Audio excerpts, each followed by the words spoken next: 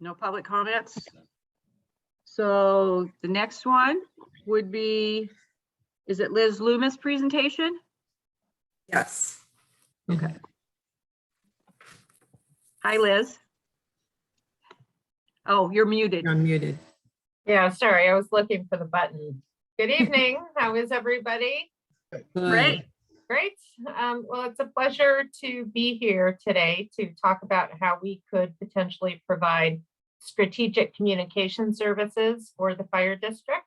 My partner in crime on the Brady Bunch Squares is AJ Chippendale. And we've been working together almost 20 years in helping local governments improve communication with taxpayers. So we have met with Heidi and your fire chief and Brandon so far. And so this is our opportunity to introduce ourselves and share a little bit about what we do. I have a dog with a squeaky toy here, so I need to excuse myself one quick second. Oh, are you going to give us time to all get our dogs and their squeaky toys? Well, she's a little upset. She was chewing on her lamb chop. Anyway, what can you do? Working from home, right? Okay, so I'll share my screen. If I can do that, Heidi. Yep, there we go. And so for the purpose of our call tonight, I want to walk you through the presentation that we gave to a smaller group a little while ago. But we've also added a couple of different slides that we thought might be helpful for the board, specifically as it relates to a timeline. Excuse me one second.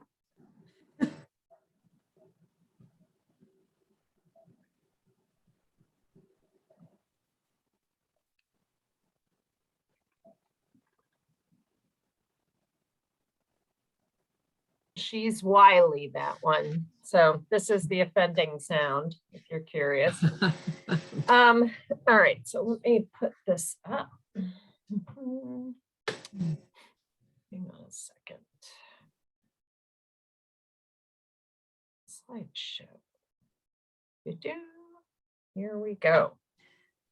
So for the purpose of our discussion tonight, we wanted to chat with the board generally as to how we can improve communication with taxpayers.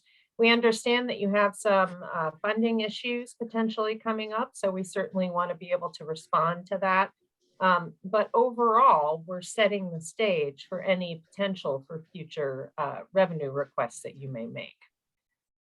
So just real briefly to share with you who we are, and then we'll talk about what we do. So I am Liz. I've been doing this type of work for 30 years. So every professional position I've held, whether that has been working for an elected official, being an elected official myself, or helping other women and men run for office, everything that I've done has involved improving communication with taxpayers. At the point you can develop that connection between you as a local government and a person that you serve, you'll never have a problem with a no vote. So that's ultimately what we aim to do. And what I've been doing for the past 30 years. I also do public speaking on how to improve communication with taxpayers, public relations, and crisis communications. So let me go ahead and turn it over to my partner, AJ Chippendale. Thanks, Liz. I'm AJ. I actually, before I came back to the Pacific Northwest and worked with Liz, I was in New York working as an ad manager.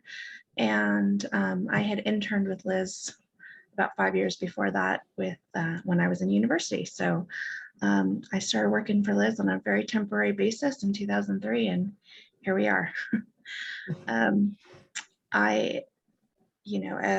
As my role in the company is really to implement client plans and manage production and social media and graphic design, and kind of Liz and I work really well together because I do everything that she doesn't do, which is the writing and strategy, and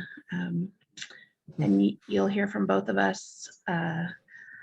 You'll hear from me more as a nag, trying to get things done. I don't ever miss deadlines.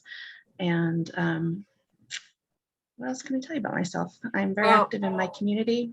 Go ahead, Liz. Yeah, I want to piggyback on top of that. In almost 20 years of working together, AJ has never missed a printing deadline, an approval deadline, a mailing deadline, and that's pretty impressive. So just wanted to give you a little boost there. Thank you.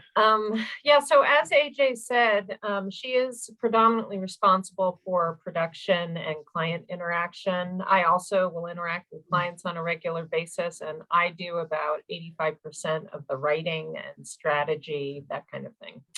So that gives you an idea of how we divvy up the labor. So let's go ahead. Okay, so what you kind of heard about who we are. A lot of times people say to us when we're out, what is it you do again? Because you kind of lose them after saying helping local governments pass tax increases, right? So we ultimately, what we provide are strategic communication services for local governments. And this, of course, can be fire districts. They're probably about 65% of our clients, but we also work for public hospital districts, school districts, cities. We have an aquatics district right now, which is a hoot to work with them. A lot of fun, that project. And predominantly what we do are ballot measures. So we take a limited number of elections every year and run them. And we have a 96% win record for these types of projects. And there is a reason for that. We interview our clients just like you would interview us. So part of the reason we do so well for our clients at the ballot box is we're involved from the ground up with any project that someone may approach us with. So we help them determine amount, we help them determine what election ballot to be on, that kind of thing. We also provide offsite general communication services for local governments, and that's usually small to medium-sized fire districts that don't have the internal resources for a full-time communications person. They'll hire us on a contract basis in those situations. I mentioned we do public relations. We don't spin. So if you're looking for a firm to distract or draw attention away from something bad that happened, we're not Flax, right? They have movies out there now about people in PR. What we do is help clients message through difficult situations, right? And kind of ride that wave with them until we're out the other side and things have calmed a bit. So that includes both PR that we do as well as crisis communications. So any questions there? Okay. So AJ's got this slide. This is how we do it. Trying to get to my button, sorry. Yeah, so this is just a really typical plan. Of course, this varies by project, but typically we spend about 6 weeks, a month and a half, kind of laying the groundwork and getting to know each other, getting to know more about your agency, the different roles people fulfill, and doing a lot of research. And Liz is going to go into more detail on all of these phases. But and then this, second phase is about the same time, and it's developing the key messages and the plan for the project. And with getting input and back and forth, and that usually takes a month to a month and a half as well. And then the bulk of the project, of course, is spent implementing all of these communication projects and delivering these key messages that are developed. Thanks, AJ. So I want to delve a little deeper into these different phases. So you have an expectation of what we would be doing, what you would be doing, that kind of thing. So as AJ said, phase one is really groundwork. We spend a lot of time establishing processes and systems between our company and your agency. And that can be something as simple as who's going to send out a press release, right? We can certainly do that, or if the fire district prefers to do that internally, that certainly can be arranged as well. I also like to use this time for significant amounts of research. So you'd be peppered with emails and some phone calls from me for a brief time period, because I really want to mine for data and information that I need to be able to develop key messages that will then be plugged into a communications plan. And part of the way that I mine for this data is by identifying assets and liabilities that are associated with your agency. And that does involve me doing some research online, independent of all the good stuff you tell me. But most times I find that people are willing to say if they're challenged in a certain area where they feel it needs to be improved. So that gives you an idea there. Okay, so phase 2, developing core materials. So this is my process. So after I do significant research and data mining and ask you tons of questions, I start seeing themes emerge. And these types of themes, right, are multiple people saying the same thing. And these types of themes then become the key messages that we anticipate using for the project, right? So I spend a significant amount of time developing those and sending them to you for edits and comments. I also use this time to develop a basic communications plan that we're going to want to do during the implementation phase of these types of projects. And we also use this time period to identify and train a spokesperson. Usually it's our fire chief. Sometimes it can be a member of the board if she or he as a commissioner enjoys public speaking. We're totally open to that. We also use phase 2 to start coalition building with outside groups and sources. And these could be individuals or community service organizations, anyone that would be predisposed to supporting the fire district. Okay, so I want to talk briefly about key messages because this really becomes a seminal document for us as we move forward in the project. And really, we develop key messages for our clients regardless of whether we're on the ballot or not, right? So in other words, I have an assignment to turn out multitudes of these key messages for existing clients for 2022. Because they drive your agenda. Key messages are critical to an agency because it helps everyone coalesce around agreed upon ideas and information. So you can see that it really is an important document for us to have to kick off any kind of strategic communications project. Key messages contain 5 things. The first is always who you are and what you do. And I understand that branding is important for the fire district, so we'll get into that a little later. The second message is usually financial, and that's why you're deserving. So anticipating you may have a revenue request in the next couple of years, right? Why should property owners, why should voters support it, right? So we want to make sure that our message really digs into that. And we do that by crafting another message that involves challenges to service, right? So communicating that you need a revenue increase, it's definitely possible, but you need to set up the challenges you're having that are triggering this request to come. The fourth key message is usually offering, say, a fire levy lid lift or an excess levy, or a bond even, as a solution to some of the challenges to service that you're facing. And then the final message is a contingency plan. So if your request comes forward and is not successful, what will the fire district do differently if voters turn them down? So that kind of gives you a broad overview of the content I like to include in those types of messages. Any questions? Okay. All right.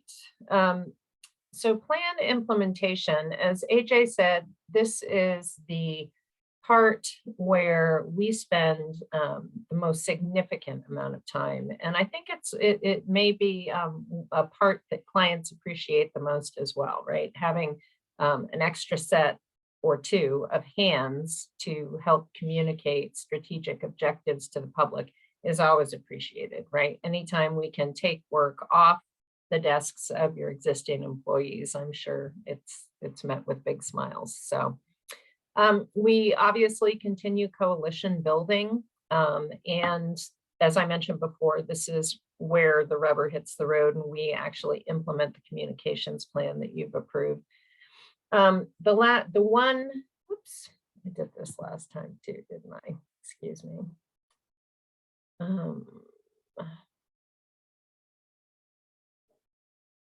From current slide. Bear with me. There we go. So AJ is going to delve into the strategies and tactics for message delivery. I just wanted to focus your attention to this final component of phase 3, which is post-election communication. What we have found in the past with our clients is they would hire us to come in and run a revenue request on the ballot, and then they'd win and everyone would be really excited. Our contract would end, we'd go away, and the public wouldn't hear about what happened to the money that they agreed to pay. So about 2 or 3 years ago, we started folding in a post-election communication component. So even if our contract is over, your agency will have 2 or 3 pieces of communication materials that you can then continue to send out and communicate with the people who may have just voted in a tax increase request. So I'll go ahead now and go to strategies. AJ. Thanks, Liz. So once we've got the messages down and Liz starts to develop a communication plan, these are really components that are going to make up that plan. And the first is paid communications. And of course, that is so because there are expenses involved with either mailing or placing an ad or boosting a social media post. And that's why that is in that category. But anything that's recommended would be, tailored to a client's budget. So some of these pieces that we might consider are a newsletter. We definitely would want to have a direct mail piece that's allowed by the PDC at the time the ballots drop. We might also look at some paid advertising opportunities to communicate these key messages. And then one of the advantages with those additional expenses is that we can really target these pieces to the audiences we want to talk to. The second component is earned media, and this is where we'd utilize the news media to distribute information through releases and letters to the editor and possibly opinion pieces or op-ed board visits, and would help to establish or build relationships with reporters and outlets in your area. And then look at, of course, your media list if you have one, and develop one if not.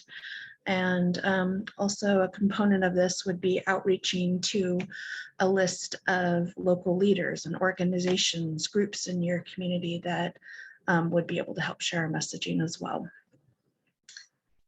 Social media is the third component, and this would be accessing existing profiles and platforms or possibly recommending. Looking at adding platforms into your communication toolbox, and then developing the content, the strategic messaging, the timing for these posts. Also, this would include assisting with monitoring comments or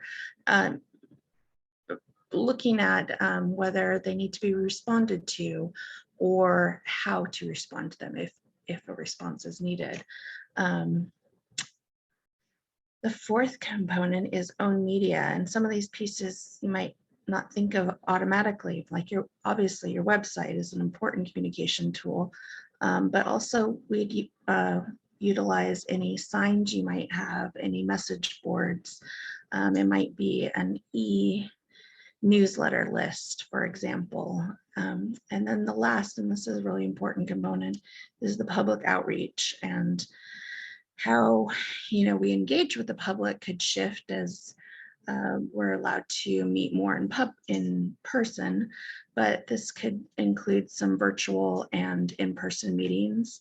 And then also identifying a spokesperson for the project and developing a presentation for them to share the key messages with the community groups. Another piece of this is outreaching to those groups that we've identified and would be sharing earned media with, to set up in-person or virtual meetings to share this presentation. And then also some public process as far as meetings in conjunction with either board meetings or open houses to gather input early on, and then also answer questions closer to the ballot measure. Great. Thanks, Liz. Thanks, AJ. Okay, so you've heard who we are, what we do, how we do it. So how do we get it done?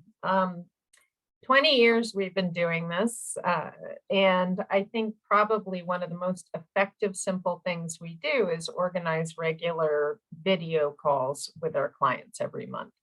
That provides them with an automatic update to share with their boards about communication projects we've done the month before, and also projects that are coming up the following month. Those calls are great also by way of getting feedback for materials we create, and also understanding what kind of reach we're having with the pieces that we're putting out. So those monthly calls are really an important part of what we do. Another great part, which oftentimes clients love to hear, is that we do develop all the materials, and we design them, and we mail them, and we take all of that work out of your office and hopefully make your lives a little easier because of it. It's important for us to note we would never print or send or post anything that you had not approved, okay? That's critical. So we always make sure we get sign off from a client when it comes to approving materials. We also, as I mentioned before, coordinate, and by we, I mean AJ, coordinates production and dissemination of all materials. And then another item that we offer that our clients find very valuable is just being a 24-hour PR assistance if you need it. So oftentimes issues come up that are independent of our ballot measure, but could still impact us when it comes to votes. And so if just having us around to be able to message and respond to questions or issues has been found to be helpful. Okay, so I wanted to put in here, oops, and I did it again. Sorry, I'm trying to move this. Okay. I wanted to put in here some demonstrated experience. What I encourage, we mentioned to the chief and to Heidi and to Brandon, please do call these fire chiefs and talk to them about the services that we offer. We had some pretty amazing projects over the years, and these folks would be good people to bear witness for us. So, okay, so here's the budget.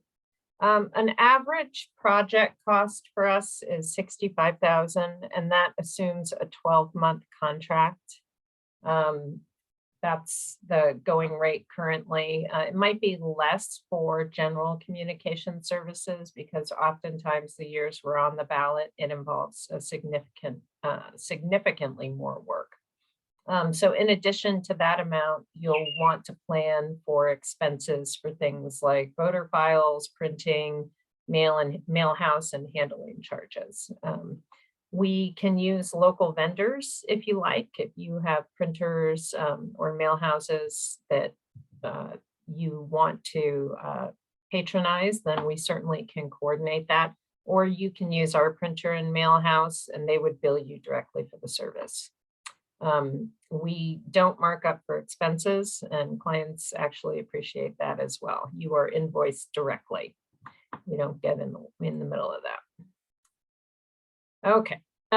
So Brandon, I think this was you or Heidi who asked me to kind of identify in a timeline what we thought it would take and what we want to do.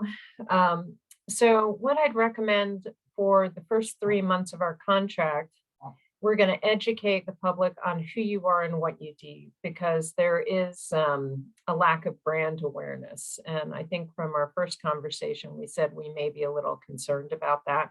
So we're going to really spend 3 months branding the fire district to the people that it serves.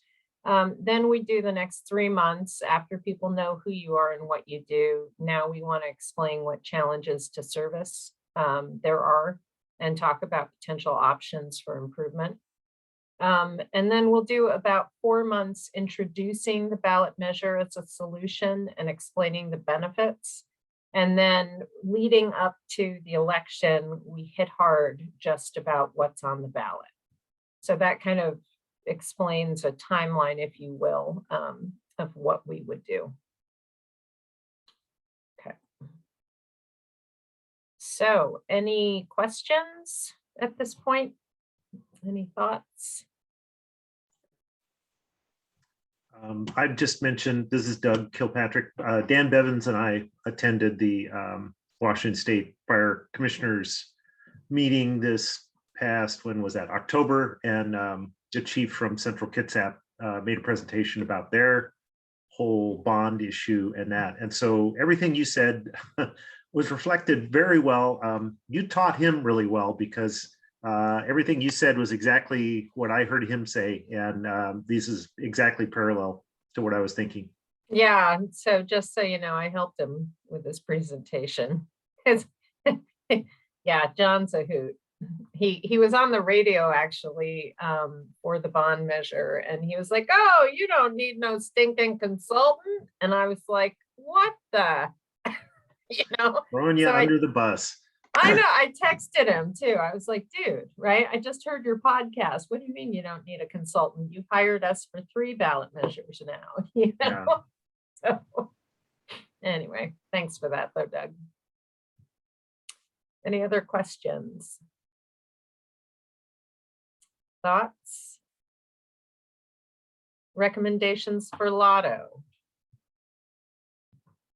Okay. Okay. Chief, anything you want to say? Heidi, you, Brandon?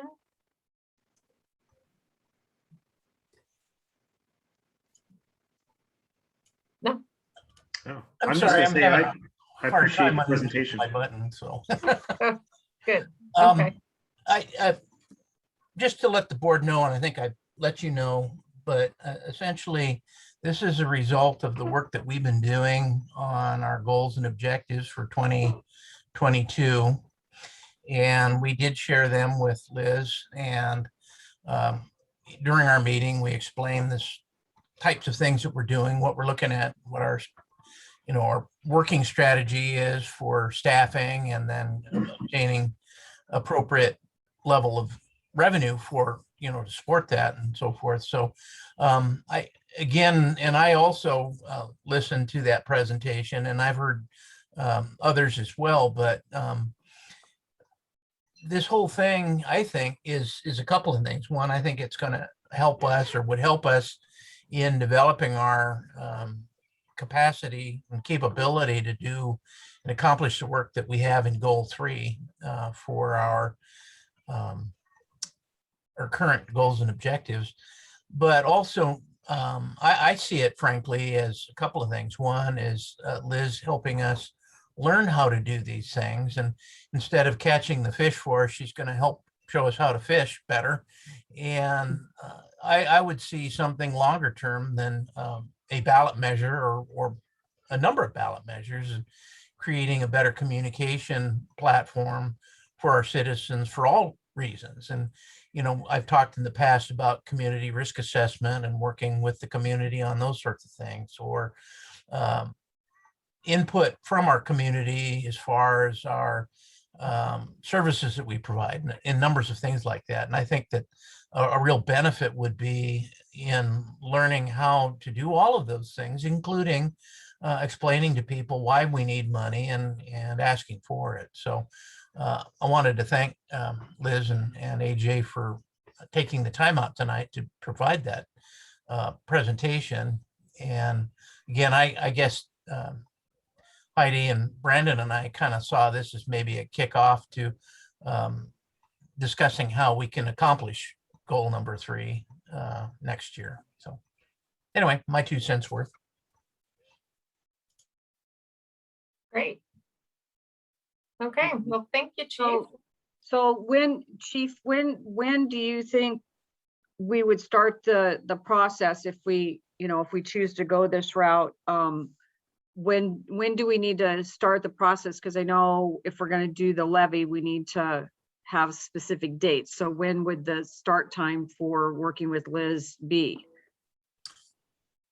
Well, right now we have a working model that we would move ahead with a ballot measure in the fall of 2023.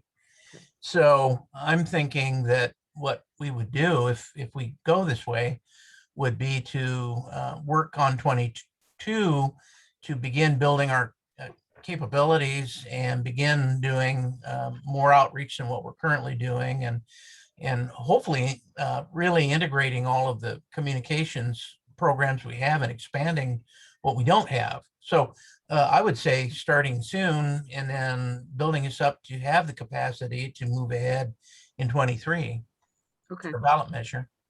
okay.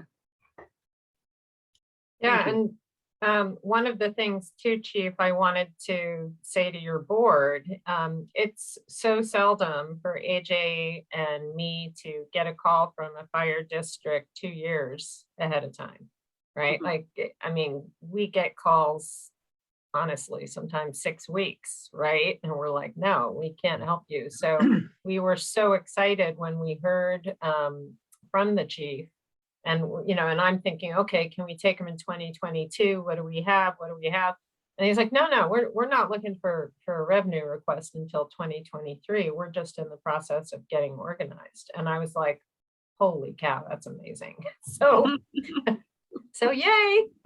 Yay. Good job. Yeah, Okay. really. Go ahead, Pam. Sorry. Go I was ahead. just gonna say, so if we're start work 2 years ahead of time, so is that 65,000 times 60, times 2? No, it's not. So 65,000 is the average rate to run a ballot measure for us, right? So non-election related costs per month are 4,500 to 5,000. It depends on what we do for you, right? So if we do a newsletter, a printed and mailed newsletter, for example, that's very labor intensive. So that would make it a little more. But the 65 is our 2022 ballot measure rate. Okay, thank you. Honestly, I feel like maybe I ought to pay you, Commissioner, right, for being able to work with an agency that's so far forward thinking. Okay. Yeah, just kidding. I'm just going to comment. One of the things I liked that I heard you say here talked about starting off with identification and branding of the agency. I know as I was a volunteer for 25 years, folks, they see a red truck and it's somebody's coming to help them and they have no idea who that is that's doing that for them. They don't really care. They just want, at that time, all they want is their problem fixed. And so having some identification and being able to let them know this is your fire department that is responding to take care of your issue. I think that's it. I see that as important. Yeah, and making them care, right? And that's what we do, right? Yep. Sounds good. Great. Does Okay. anyone Anybody have have any any- more questions? No, Chief, go ahead. Yeah, I was just gonna ask if anybody else had any questions for Liz. No, I don't think so. Well, thank you so much for your presentation. I think it will be very helpful and hopefully we'll be working with you in the future. Great, thank you. Thanks, folks. Nice to meet you all virtually.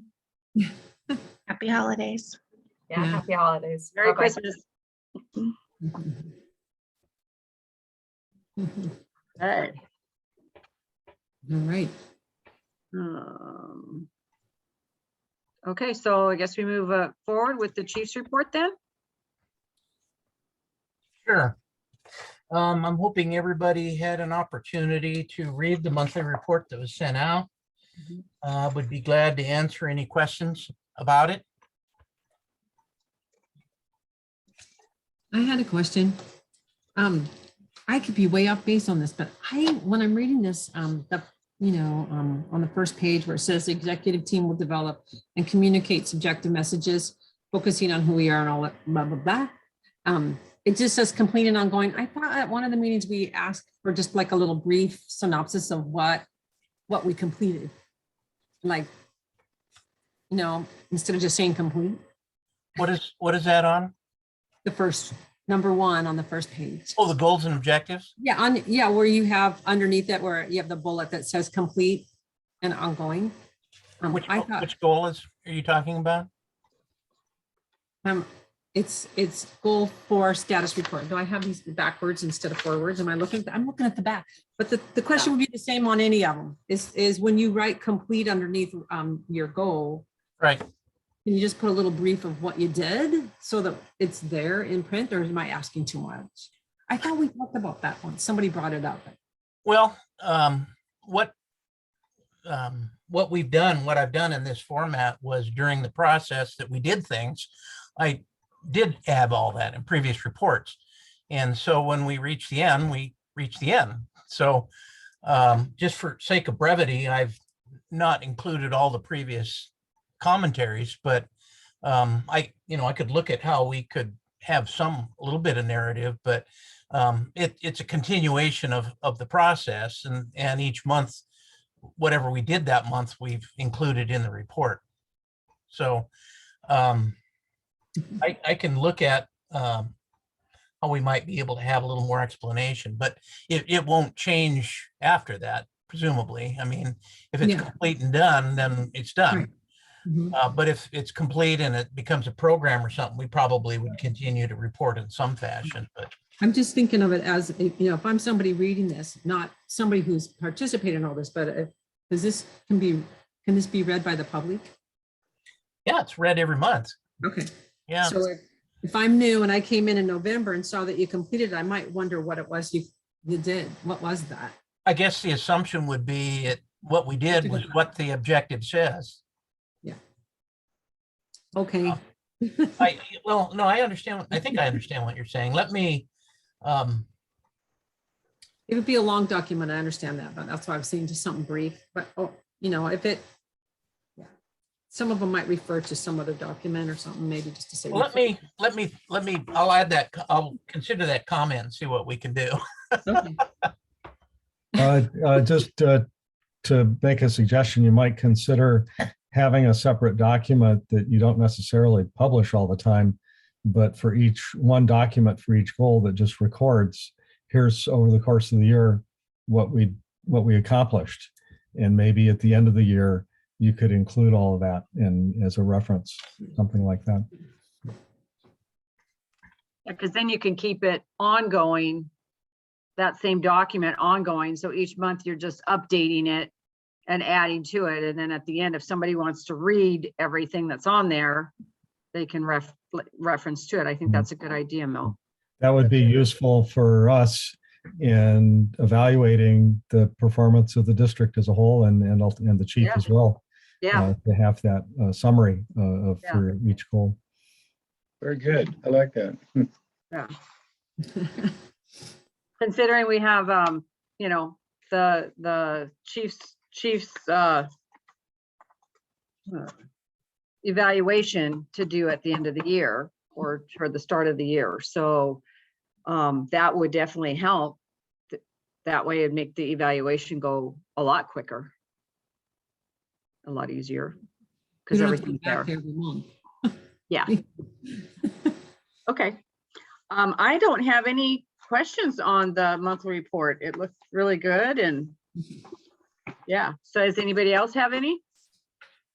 I have one question, Chief, on equipment and facilities. Could you just give a quick update on what the status of the new engine is as far as being in service and that kind of stuff? Sure. Actually, this week, it's been put into service finally with all the equipment that has been installed. As I think I reported in here that we've trained up drivers to operate that, which was one of the objectives that we have in our goals this year. That's been accomplished. There are still 2 or 3 more drivers that need to be qualified on that vehicle, but they're in process of doing that. But the vehicle's in service. I've talked with Brent about an appropriate ceremony to kind of christen the vehicle, and we're working on that. We probably will wait till nicer weather to do that so folks can enjoy it rather than freeze their tail off. And so far as I know, everybody's very happy with the vehicle. It seems, I think, to have been well specified and designed. There are a number of features on it that I think that were very clever that our folks did, and there was a lot of fingers on that in designing that and doing the specs. So, and I do know that our shop who maintained the vehicle are very pleased with the results too. So, but it's in service, it's responding. The engine that we had sitting there has been reassigned to 83, and they're using it there. And then the it's sort of a segue, I guess. All of that's leading to the recommendation I received from Brent to surplus one of our pumpers. So it's in place and working. Great, thank you.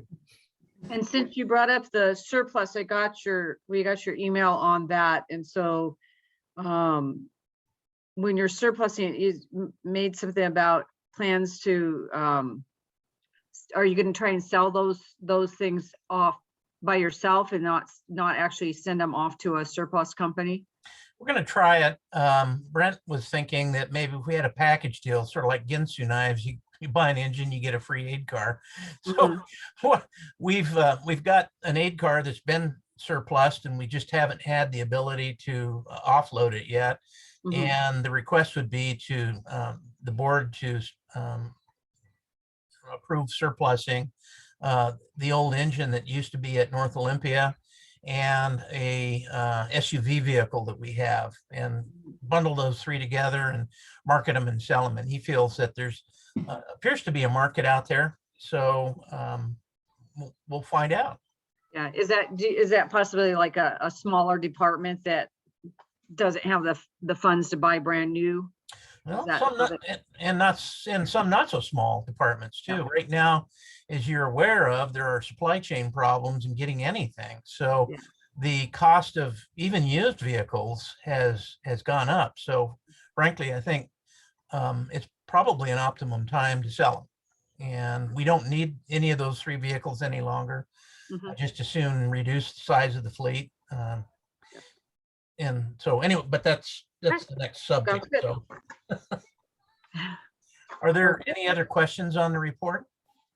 The only thing that I might have is that new battery powered extrication tool that you got. Is there a training program for that? Of course. Everybody falling in love with that? Well, to me, it's heavier than sin, but it is, you don't have a gasoline powered compressor that you have to drag out and try to start up, and cords that run to the device and everything. It's a standalone device. It's very strong. And it really is the benchmark type of equipment. Most departments are going to battery powered tools like that. So this is eventually, we plan to have that type of a tool on each of our 3 fire engine companies. And this is kind of the first one. So we're outfitting the new engine with all of this new equipment. And it was budgeted for and is being paid for through our capital repairs and replacement fund. And more specifically, yes, Daryl Klaus is working on and has a training plan to get that out specifically for everybody to get hands on, as well as learn how the differences on them. Okay, thank you. Any other questions on the monthly report? No, Okay, I'll move to staffing. Brandon, can you weigh in on that, please? Sure, yeah, I guess I can give a high level and we can zoom in with any more specifics anyone has. We're excited. We got 3 new career members that'll be starting up January 1st, and I'll get them up and running. We do have 4 new volunteer members. We're going to be getting into Fire Academy here for the spring class. You've probably seen Chief's reminder on Sunday's graduation for the current class. If you don't know, there's a spring and a fall each time for the EMT and for the Fire Academy. So graduating the fall class here, we got 4 new volunteers. We're ramping up, and there's a new a set of work that's been done through largely Dave Dodge, one of our volunteers, has been helping out the training officer, Daryl Klaus, with some probationary and pre-academy work. So we're kind of happy to see a new program starting up. And what we've done is we've put our recruitment periods a few months earlier than what we used to do. It used to be we bring folks in and then, oh, they got all this stuff to do, and then they start academy in 3 weeks.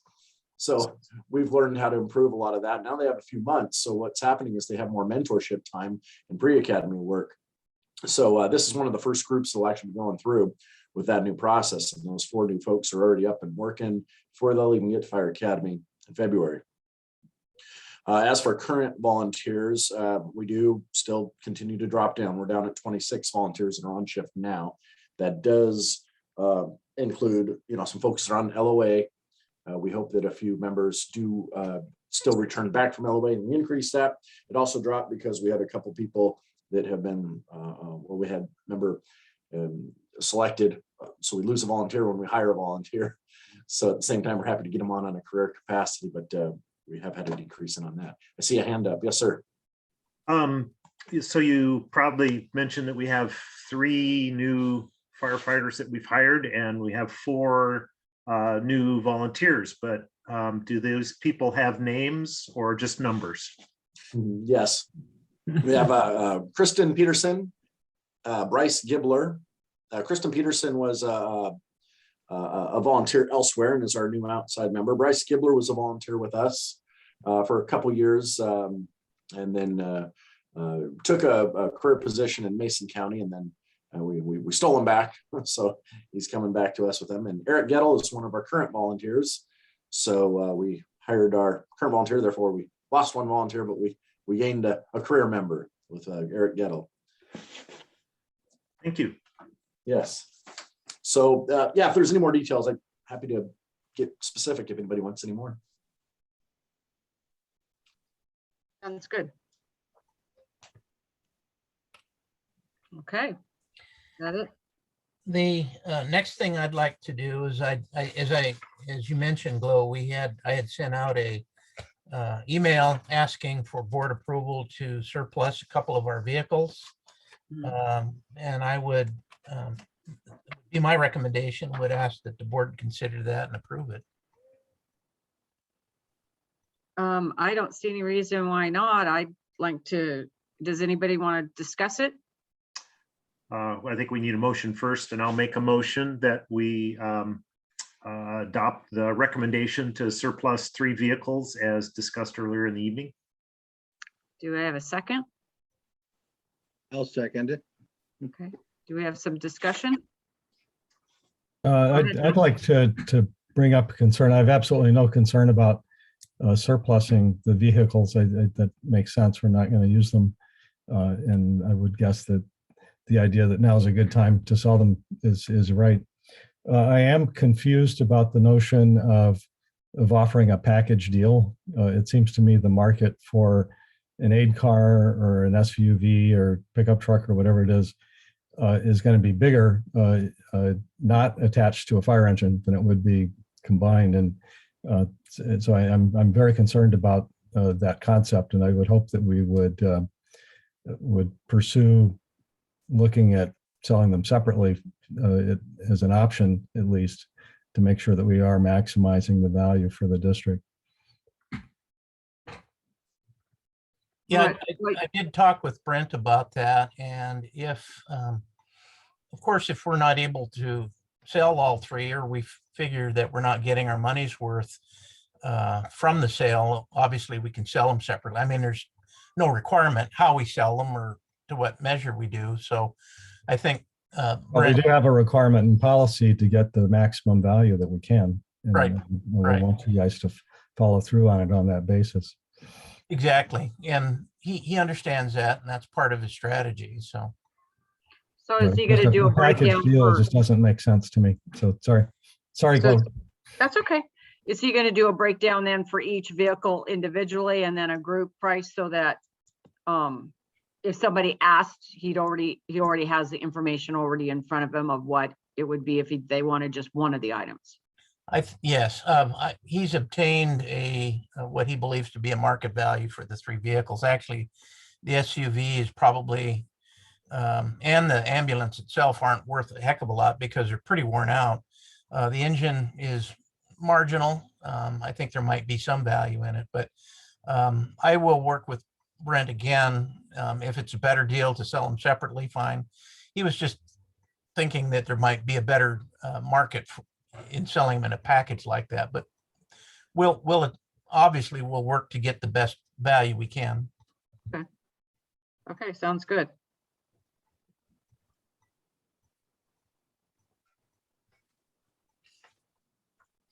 Okay, so, Or, so now I guess we need to, approve the, brain is not working. vote on the motion? Yeah, let's approve the motion. All in favor, say aye. Aye. All opposed? None. Okay, it's approved. Excuse me, apologize. My internet, Her internet is still having trouble. Okay, just went out. I did not hear who made the motion. Doug. Who did it? And who Doug made the seconded? motion. And I don't know who Dan. seconded. 1 second. Pam seconded. Okay, thank you. And it's Dan approved. Bivens seconded it. Oh, Dan, Oh, okay. oh, Dan did, sorry.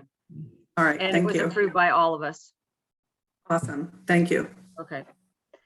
Okay, so, Chief, the policy, the next Well, agenda. before that, we have just a quick report on the pilot project. As I explained to you at our last meeting, at the Labor Relations meeting, we did sign the memorandum of understanding.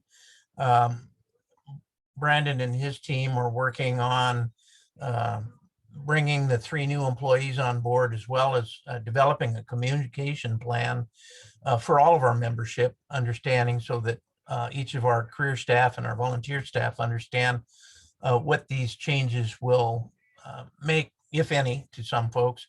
And we're working on that, and hopefully by the first of next week, we'll have a communication plan to send out to all of our membership, let them know what's happening and how it affects them and so forth. So that's really all I have on that. So. Okay. Anybody have any questions on that? Nope. Okay, so let's move on to the policy. Actually, I have expense budget, the 2022 expense budget.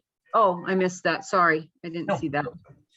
So this is the budget that we talked about. I have not received any further inquiries, questions, or edits or suggestions or anything.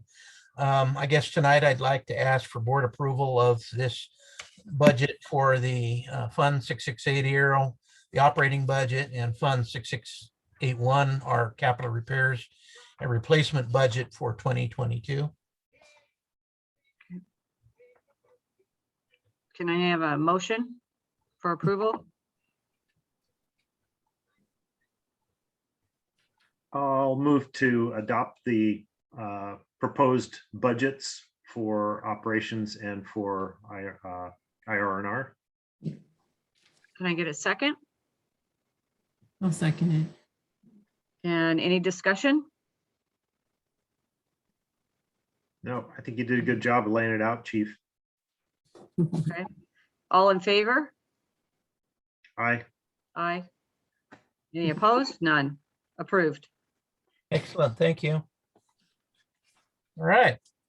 Now, policy, this is just for your introducing it. I will ask next month for approval of it, but again, as part of the overall updating of our policies relating to human relations stuff, as a result of some of the injuries and so forth that we had this summer.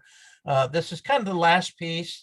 This is aligning the volunteer leave of absence policy along with the career leave of absence policy we adopted last month. So I think there was one comment that it smelled and looked more like a procedure than a policy, which I guess is true as well, but it is an existing policy, and I would see it stand as a policy as a bookend with the career leave of absence policy. So the draft was sent out. It was such an extensive change that I sent the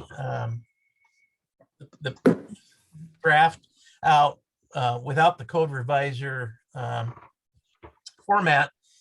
There was a question about it, so I did follow up with a copy with the code revisor, and it was even hard for me to read. So it should show you how much change we did to this to align and really segregate the career and the volunteer staff, because there are really different leave of absence practices between the two. So just time to do it. So.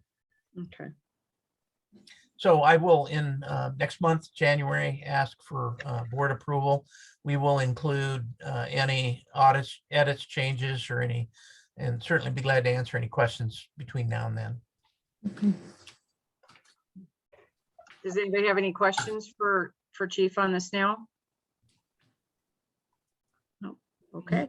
And we'll Thank you. for next month then. Okay, Heidi, it's your turn. Well, I hope my internet holds up. This is embarrassing. That's okay. So I have 3 sets of minutes that went out, November 9th, 29th, and December 8th. I had a couple of minor Come back. revisions to one of those, and those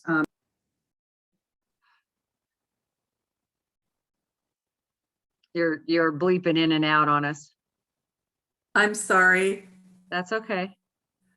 Everything on, absolutely everything is turned off in my house. It must be the weather. Yeah. Okay, so Can you hear me? do we have a motion to approve the minutes of November? Yes, I move we approve the minutes of November 9, 29, and December 8. Dan second it? Okay. Great. Okay. And all in favor? Aye. Aye. Okay, approved. Opposed, none. Under Heidi's duress. Yeah. Warrants. Does anybody have any questions on? Are the there any warrants? questions? I think there was only one. Hang on.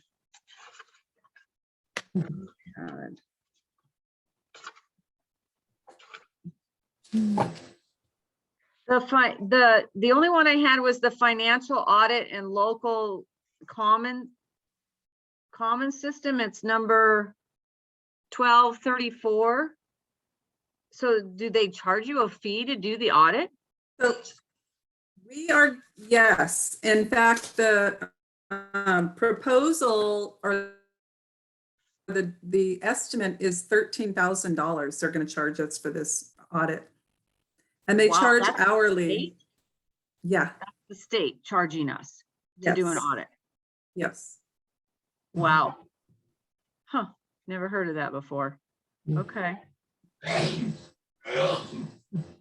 Heidi, do you know just off the top of your head how that compares to what they've charged in the past?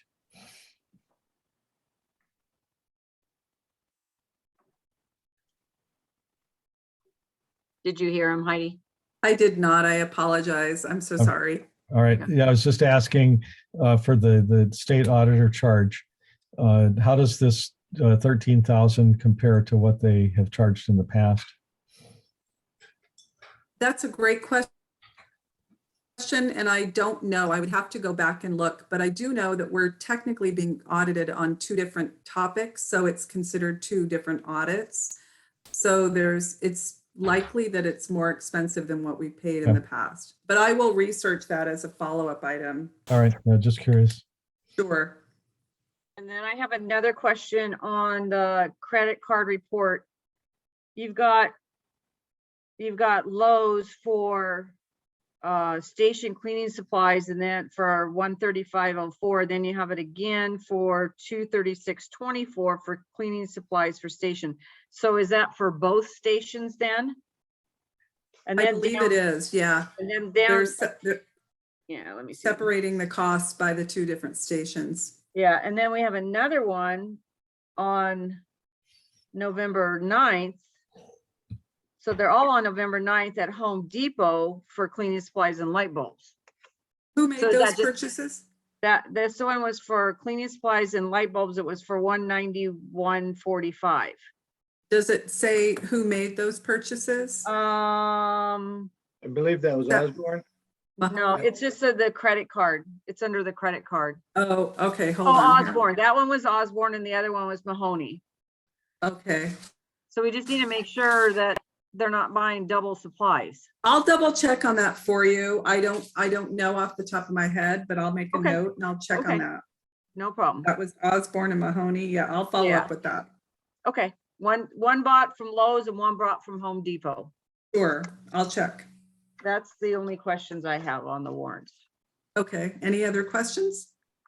This isn't about the warrants, but going back to the state auditor, do you have any sense of timeline for the progress? of Oh, this? Milt, it's a sore subject. It feels like it's taking forever. Yeah, we're it ver- seems that way to me too. So I was We're curious. very close to being done, but he was doing 6 audits when he started with us. And it's been extremely time consuming for me because since they're doing it remotely, I have to look up everything and assemble all the documents and scan everything and Right. email everything. And I've probably spent close to 30, 40 hours Yeah, I invested believe it. in this. Yep. And then he'll come back with a question and I have to go back and research it again. And the chief and I actually met with him and his supervisor today to go over the last items that they have to follow through with. And Brian expressed his concerns and frustration with the process. They made a lot of apologies. They spent probably 15 minutes apologizing. Mhm.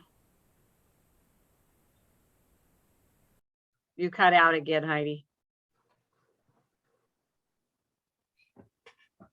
Okay, in case we lost her. Chief. But Yeah. long story short, things they would like me to do, to attempt to address. And most of them are having to do with the accruals. Are you hearing me? We're hearing you, but you look like you're frozen on the screen, Are you all hearing what I'm saying at all? right? Uh, Yeah, Probably right. about 75% of it, Yeah, and then it yeah. frees up and we don't hear anything.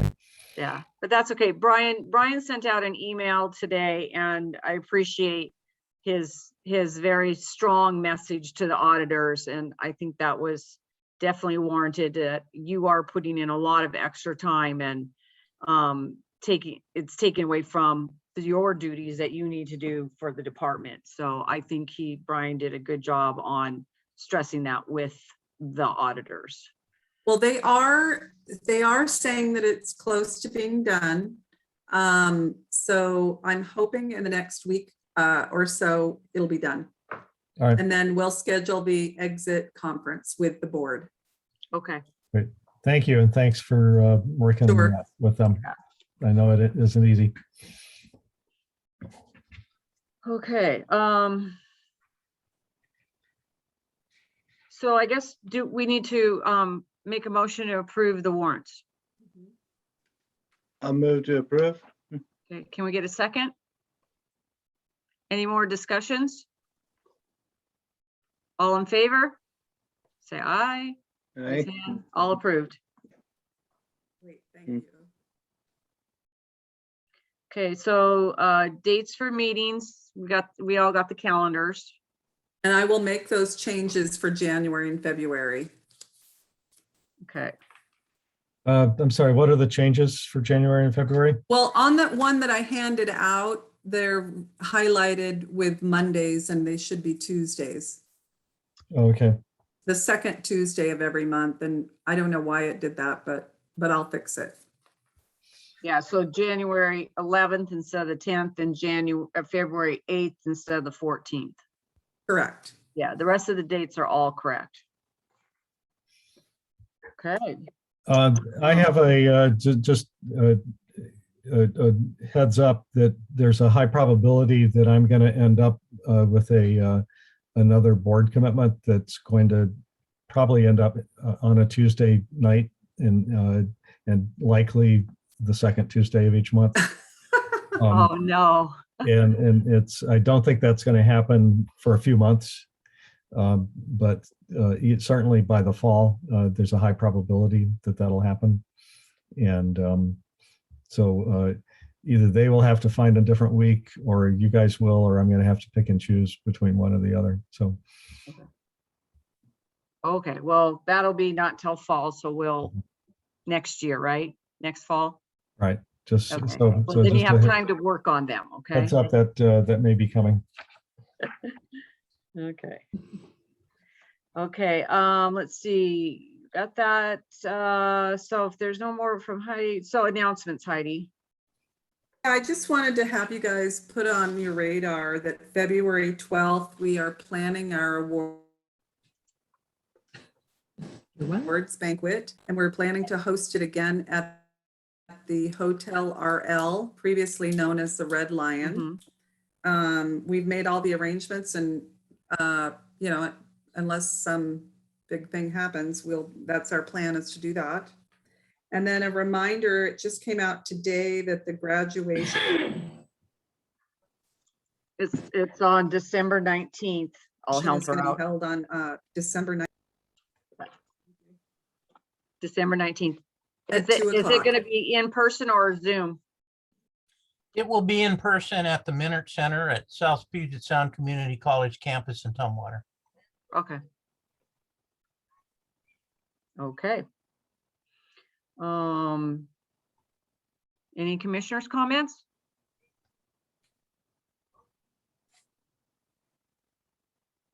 None here. Do None. look forward to seeing the new engine sometime soon. And Heidi, you've done a great job on working with the auditors. I appreciate it. Chief, you did a great job on responding and giving them a little push there. I think that's good. And Brandon, good job on keeping up with the volunteers and that. So I'll need to talk to you. I have a nephew-in-law that might be interested, and he's in military right now. So Perfect. Yeah, give him my information. I'll talk to him direct. yeah, I'm flying out tomorrow, so it'll probably be, I'll just have to text it to you, get his phone number and all that. Good, thank you. Okay. Oh, I guess I'm done. I do have one last thing. So you guys all probably saw that email that went out about the little holiday gift for everyone. There's a gift for every board member as well. So please stop by and pick it up, and I hope you enjoy it. Okay, well, thank you. I'm flying out and I'll be back on Friday to Wisconsin. We're buying a motorhome. And then I'll be home for a day, and then I'm leaving for a week with my youngest son and his family to San Diego. So just so you guys or trying to communicate with me, you'll have to call me or text me and that kind of thing. And I'll have to come get it after I get back from my trip, Heidi. Mhm. Okay, well, everybody have a Merry Christmas. Merry Be Christmas. safe, enjoy your families. And I adjourn this meeting. Oh, Right. no, sorry, we have a review and follow-up. Chief, do you want to do review and follow-up since Are Heidi's? you unadjourning now? Yeah, I'm unadjourning because I just lost on my notes and went, oops, we forgot review All and right. follow-up. Well, I'll be very quick then. Action items are, I will be asking for board approval for policy 309 update next month. Heidi will be checking out and providing information on previous SAO audit costs. And she'll also follow up with explanation on the supplies expenditures during the month. And she will also be sending out a corrected 2022 calendar. And I will be putting together a sort of a summary document for our goals and objectives work for the end of the year for 2021.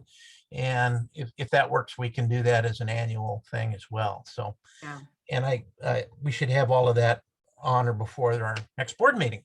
Okay, yeah, because we'll need to start your guys's evals come January, and I'd like to be very,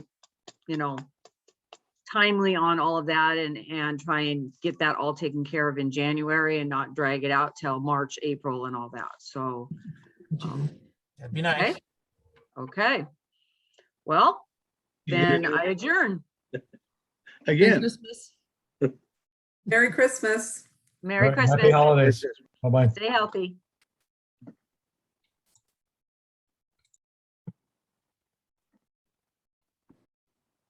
Oh, it doesn't let me.